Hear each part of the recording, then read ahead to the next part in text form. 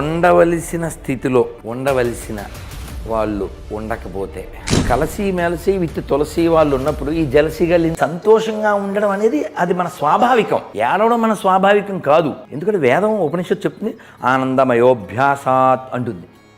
ఆనందంగా ఉండే నీ హక్కు. ఇంతకీ బతకడానికి ఏం చేస్తున్నారో చెప్పలేదు. నా బతుకే భగవంతుడైతే నేను ఇంకేం చేయాలి? మరి భుక్తి ఆయనకి సంబంధించిన విషయం నాకేం పని? అసలు మీరు ఎక్కడి నుంచి వచ్చారు? ఇటువైపు రావాలని నేను అమ్మ కడుపులోంచి వచ్చాను. స్త్రీలని బట్టలు తీసి చంపేయడం, ఊరేగించడం, ఈ కాన్సెప్ట్లన్నీ ఎక్కడి నుంచి వస్తున్నాయి?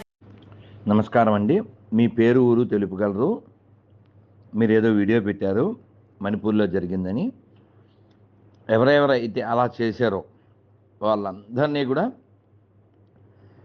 రాజ్యాంగబద్ధంగా ధర్మబద్ధంగా అలాగే శిక్షించాలి. ఎవరు చేశారో కనిపెట్టి. మనకి మానవత్వమే ముఖ్యం.